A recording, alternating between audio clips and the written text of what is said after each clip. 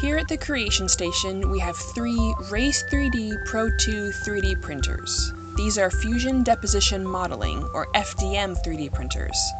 This means they work by melting plastic filament off a spool like this one, and drawing layer upon layer upon layer, building up to a 3-dimensional object. It can sometimes take hundreds of separate layers to get to a finished product. There are many other types of 3D printers, like the SLA printer, which uses a vat of resin and an infrared light to cure the resin into a solid object. However, the FDM printers are the most user-friendly, the safest, and the most affordable for the average person to own. That's why these are the printers we train our members on. To get started, we'll of course need to turn the machine on. The switch is here on the back left of the machine. It'll take the printer a few moments to boot up.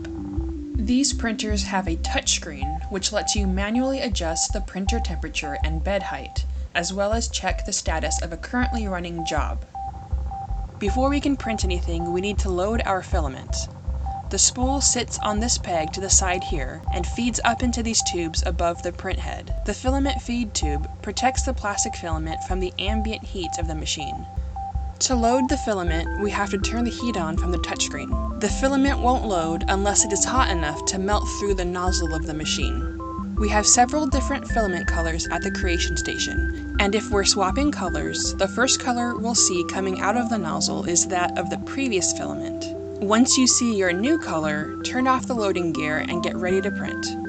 Our machine prints .stl files, which you can find on many different websites online or design yourself.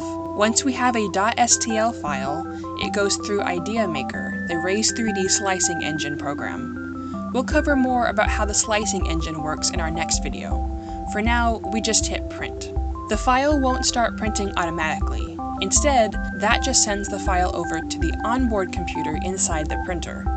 From here, we'll find the file on the touchscreen and set it to start. There's a few more minutes of waiting for the machine to heat up again. This time, the print bed is heating up too. A hot printer bed makes it more likely for the 3D printed object to stick, and less likely to fall off halfway through the job. Bed adhesion is the main source of failed prints. Depending on how big it is, a print can take anywhere from a couple hours to a couple of days. The longest job we've ever run at the Creation Station was just over 30 hours, and we could go longer, but the longer your project is on the printer, the more time it has for something to go wrong. Whenever you can, print small. Even most small prints take a long time to print, so don't expect to be in and out in 5 minutes. When our print is done, it's time to remove it from the bed. Be careful, as the print bed will be hot. We recommend removing the magnetized plate and letting it cool down for a moment first. Always place your second hand behind the spatula, not in front. All we have to do is remove our print supports and we're done.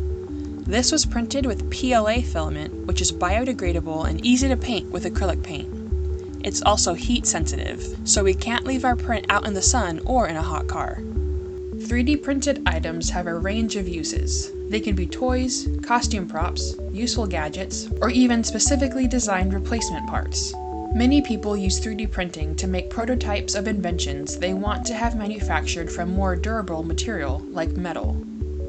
In our 3D printing class, we talk about how to fully operate these Raise3D Pro2 printers, including which temperatures to use with which materials, how to adjust files for better printing, and how to post-process a finished print to remove layer lines.